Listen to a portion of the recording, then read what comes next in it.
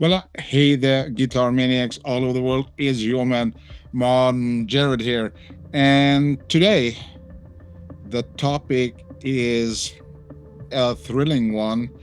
It might sound nerdy, but today I am gonna tell you something you probably haven't heard before. Now, you heard my guitar sound, and this one's very dynamic. Let me switch over to a V30 Cali combo and listen to that.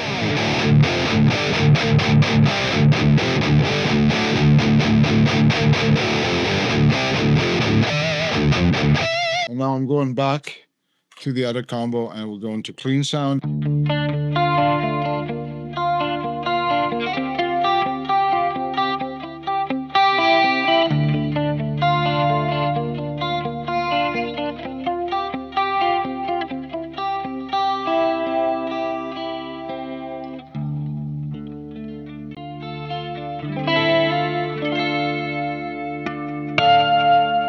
So that was pretty dynamic playing, and believe me, only a part of that came from the Quad Cortex model. In fact, the thing that I've always admired about those UAFX pedals that I'm also using is how incredibly dynamic they handle playing.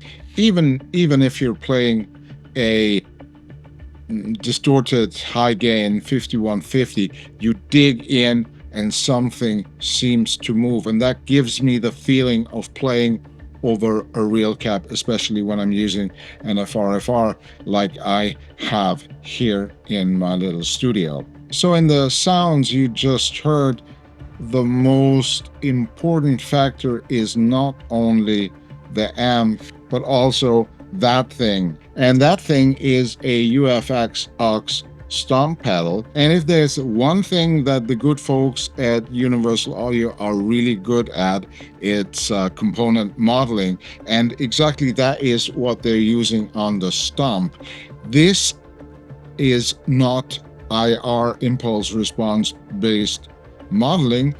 This is complete physical modeling of the cab, the speaker, and the microphone you want to use. For all of you who don't know what that thing is, that is basically the line level version of the, I dare to call it, vintage aux box, and that was used to soak up the power from your real tube amplifier. You will plug it in instead of a cabinet, and you would be able to put some extremely well done physical modeling, cab and microphone simulation onto your real tube amp.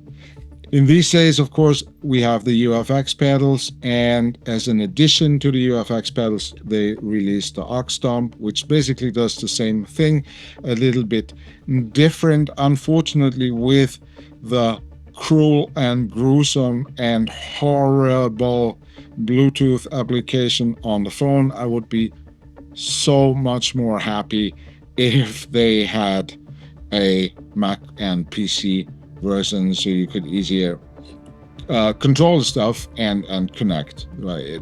It's like you get really huge connection problems, but the sounds are absolutely incredible.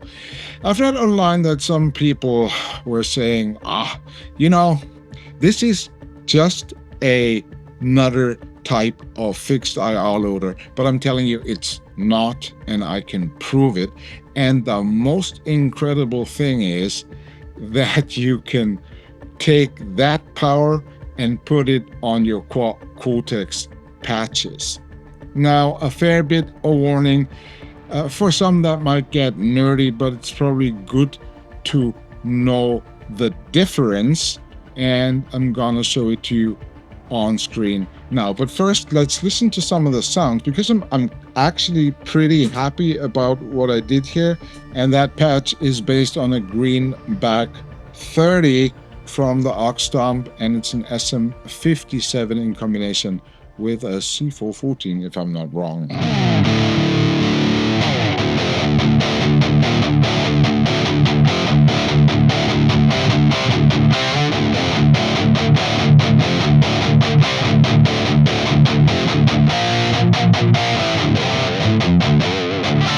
I'm playing that, by the way, with the nameless amp from the Quad Cortex.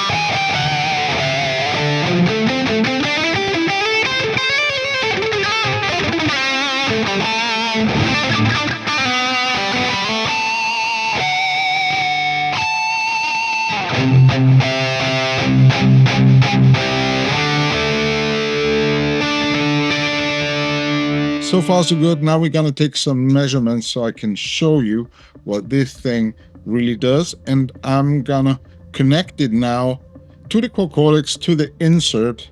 And that one is connected to a measurement software. So there's a stimulus signal, and the software is using the Quad Cortex in USB mode to send the signal from the computer to the Quad Cortex through the first lane and then back into the computer. And on the first row, I'm going to put a full insert, send, return, and that one will be analog, and it will go into the Ox Stomp so we can take a look what the Ox Stomp is actually able to do. So here we are on the Quad Cortex now, and I'm going to plug in an effects loop with completely linear send, return, 100% mix, and now the signal is going through the Ox Stomp. I can also easily demonstrate that. So if we shoot a measurement while the whole thing is bypassed, then you will see that we get a very linear response. Now, if I'm gonna enable the instant send return and we do another measurement, then we should have the speaker simulation in print. And now we come to the good part. Here we are in the UAFX app, and I'm trying to connect to Ox Stomp. And by the way, this is the one thing I really do not like about that technology. Universal Audio are doing such a great job with their physical modeling, both amp wise and also especially with those speakers and mics and cabs. But the app is just, I'm very sorry to say it. So here we have a Kelly V30. We could also take, let's take a UK V30, and let's choose a Dynamic 57 microphone, and let's go. Now we can capture that, and it's going to look different from the frequency response here. Yeah, it does. And now comes the magical part. Now I'm going to increase the signal level, which means voltage basically. So you turn up the output volume of your amplifier, or you play lower notes and you really hit it, you know. Now I'm going to increase that by 6 dB, and let's take a look what happens. So measurement complete, and let's compare that. And as you can see, there are slight deviations, and we can get even more extreme. And let's turn that up to, say, -1, something like that. And here we go. Whoop. As you can see, there is some deviation. So let's go and switch to a more dynamic microphone, like for example a condenser. Let's take an on-axis C414 now, and let's measure again the high voltage one, the high output level one at -1, and then we're gonna do one at -12 for the difference. And here we go. And now I'm gonna compare both of them, and as you can see, the frequency response has slightly changed. we can see that there's some distortion on the speaker. So the speaker is really going into compression because there's such a loud voltage, such a loud power hitting the cone. I think we can sense way more movement and distortion here on the -1 level. And the cool thing is it's all somewhere in between, because this is actual physical modeling, which means it is replicating, duplicating algorithmically what an actual cabinet, speaker, and mic would do when you, let's say, plug in a very, very loud amp.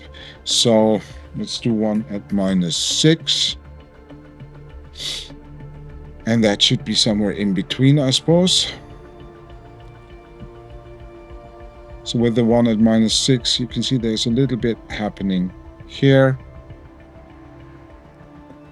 And if we compare both of them, you can see that the one at -6 is already a bit more distorting here, most probably. So let's do one at -24 dB. There we go. And as we can see, it's way smoother, but the more we go up in volume, the more it reacts. So as you can see, there's a difference between all the individual stimulus signal levels that I sent into the Ox Stomp. And now we're going to remove that one from the Quad Cortex, and we will add one of the cabs.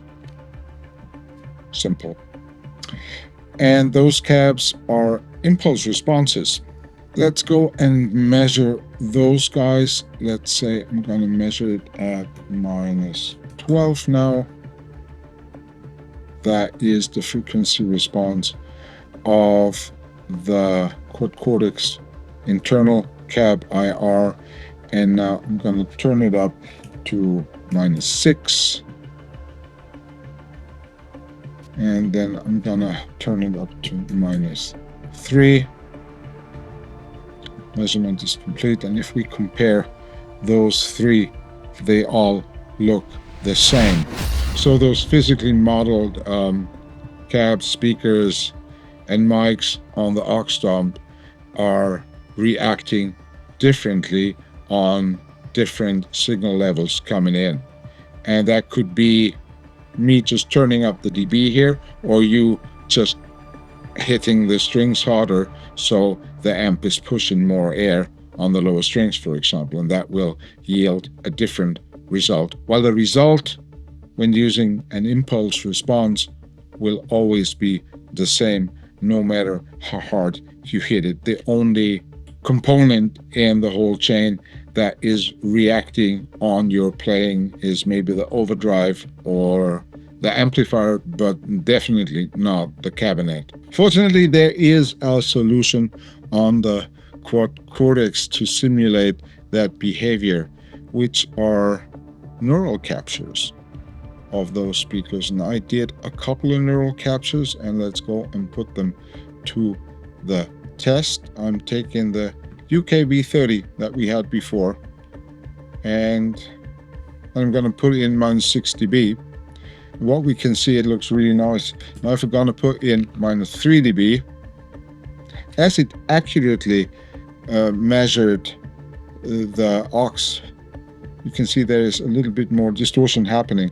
Now if I push in -1 dB, here we go, we get even more distortion happening, and I'm going to compare all of those. And here you can see that there is an obvious difference between the different incoming levels of the stimulus. And that behavior that you just saw is just superb. That is, for me, the perfect way to play on the Quad Cortex, and that one gives me the most real feeling. So I'm going to start an empty patch, and I'm going to add an amp of 5150. Let me just somehow edit those settings a little bit, kind of like that, a bit more master. And then after that, I'll take a ribbon microphone, a Royal 121, on a V30 loaded Marshall. Let's have a listen how that sounds.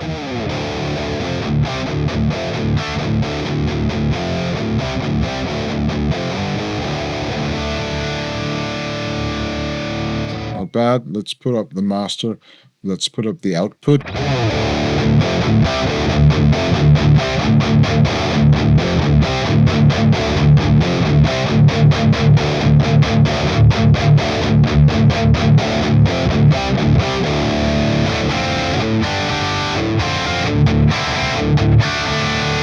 And I'm quite sure you could hear what I'm talking about.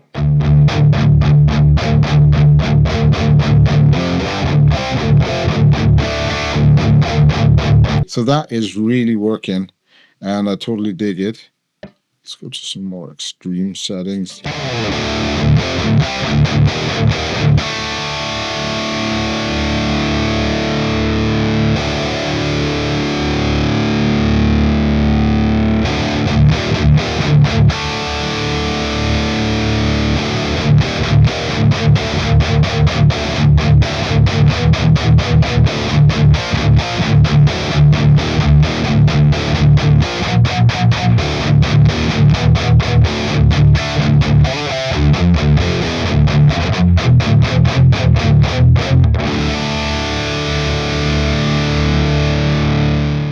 And if I go and hit some delay,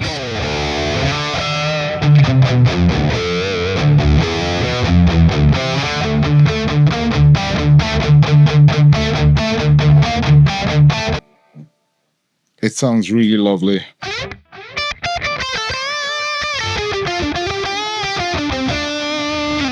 So I'm going to bypass that guy, and I'm going to take one of the usual cabs. So that's a 4x12 British V30, and we don't have a rhythm.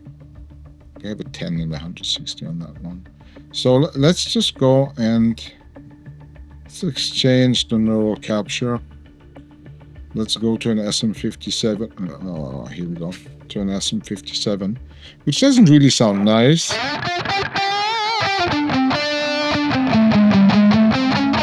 And let's do the same thing here with the dynamic. Okay.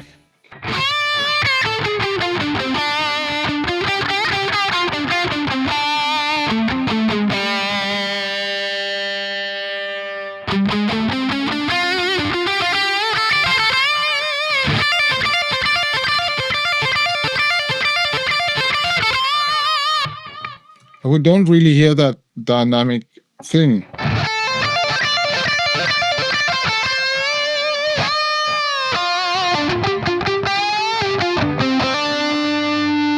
But we have to turn it a bit more up.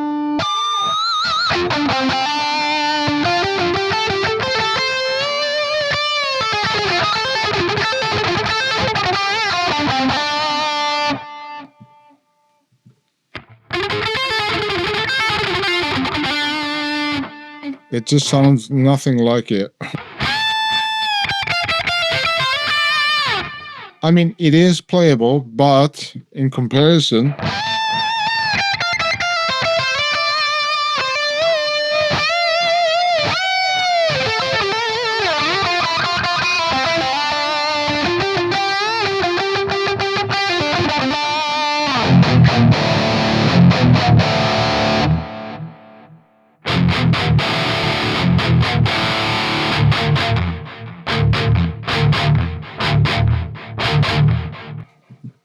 you know what I mean?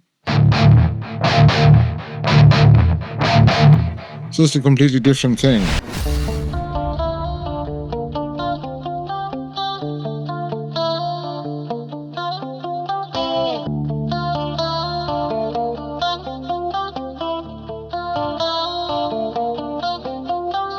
So whenever I'm thinking about the Quad Cortex nowadays, I'm thinking of something completely different than the unit I bought 4 years ago, because number one, has it become the standard for touring nowadays.